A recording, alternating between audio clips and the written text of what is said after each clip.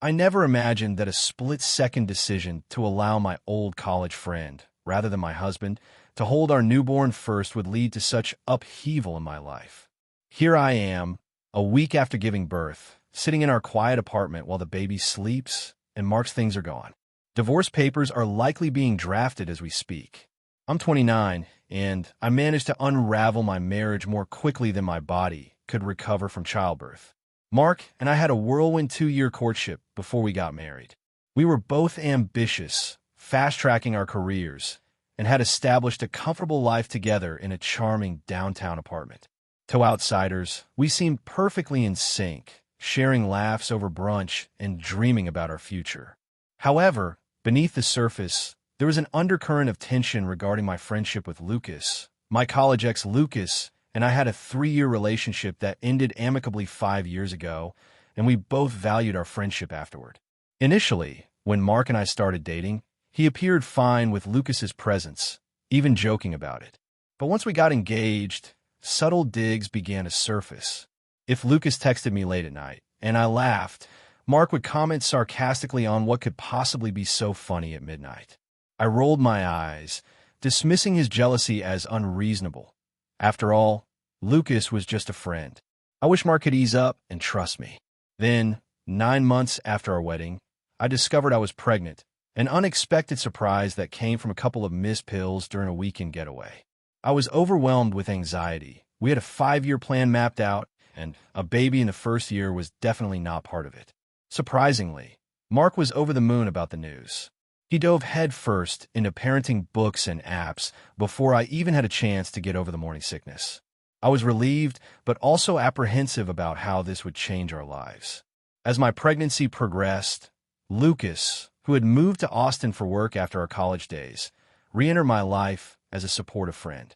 He would check in regularly and bring me ginger ale to help with my nausea, which Mark noticed immediately. He began questioning why Lucas was so involved, and I insisted that he was just being supportive. I didn't understand why Mark couldn't appreciate having another person looking out for me during this challenging time. As my pregnancy advanced, Lucas's involvement deepened. He brought food when Mark was working late, offered to drive me to appointments, and even attended some birthing classes when Mark couldn't make it. Looking back, I can now see that Mark's discomfort grew each time Lucas stepped in to help. By the 7th month, Mark finally erupted in a massive argument, insisting it was unacceptable for my ex to be so involved in our lives. I accused him of being controlling and asserted that Lucas was simply a good friend. Mark retorted that Lucas was not just a friend. He was my ex-boyfriend who still had feelings for me, suggesting that I was either blind to it or seeking attention. Our argument escalated, and I felt trapped between 2 important men in my life. 3 weeks before my due date, I started having contractions while Mark was at a work conference. He rushed back, but got stuck in traffic, leaving me feeling anxious and scared. After timing contractions for an hour, I panicked and called Lucas, who arrived in just 15 minutes and drove me to the hospital. By the time I settled into the delivery room, the contractions were intense, and I was overwhelmed. Lucas was right there, holding my hand and assisting me, soothing my fears, while Mark finally arrived 4 hours later, visibly stressed and frazzled. The atmosphere shifted dramatically as Mark acknowledged Lucas with a cold nod, signaling the tension that had been brewing. When I asked Lucas to help me during a contraction, I didn't notice the hurt in Mark's face as Lucas jumped up to support me. The next 18 hours in the hospital were chaotic and filled with emotions. Mark was trying his best to be supportive, but it quickly became evident that he felt like an outsider in what was supposed to be an intimate moment for our family.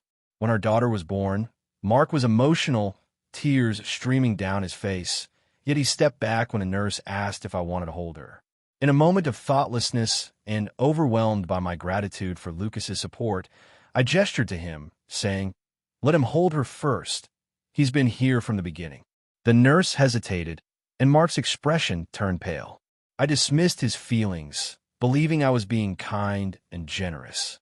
But in reality, that moment was meant for us as parents, and I failed to see how it would affect Mark. What followed was a series of arguments, phone checks, and social media disputes. turning our hospital stay into a nightmare. When it came time to go home, Mark didn't show up as promised. That was the last time I saw him in our apartment. Furious and overwhelmed, I called Lucas to pick us up. Upon returning home, I found Mark's suitcase gone and a letter stating he couldn't take it anymore. He felt I prioritized Lucas over our marriage, and letting him hold the baby first was the final straw. Mark needed space to think things through. I was enraged and vented about him on social media, seeking validation from friends who supported my feelings. 3 days later, Mark texted me, asking to see the baby alone. He looked devastated, and when he asked to hold her, I challenged him, wanting to understand his feelings. He expressed years of feeling disrespected, always coming second to Lucas, and finally declared that it was impossible for him to stay in our marriage. I felt a twinge of doubt, but I quickly dismissed it, believing I was justified in my actions. Mark mentioned that a lawyer would contact me about custody arrangements and that he had filed for divorce, citing an inappropriate relationship. I was furious and immediately called my lawyer, who explained the concept of emotional infidelity. She warned me about how the court might perceive my relationship with Lucas, emphasizing that it could impact custody decisions. Then, Mark requested a paternity test, leaving me filled with fear and anger. I recalled that blurry night with Lucas and the possibility that he might not be the father after all. When the results arrived, they confirmed that Mark was not the father. I whispered, "No," feeling a wave of denial crash over me. But Mark insisted there was no mistake. He accused me of lying, and as I cried, trying to explain that even if I hadn't intended for it to happen, I knew it was a possibility. He turned away, telling me to inform Lucas that he was the father. I called Lucas to discuss the situation, and after some time, he agreed to take a paternity test, but hesitated about taking on the role of a father. "I'm not ready," he admitted. I realized then that he had been marking his territory rather than just being supportive. My divorce was finalized, with Mark wishing me happiness, but I was left with deep regret over how things had unfolded. Now, my daughter is 6 months old, and as I reflect on our past, I recognize that I should have established clearer boundaries.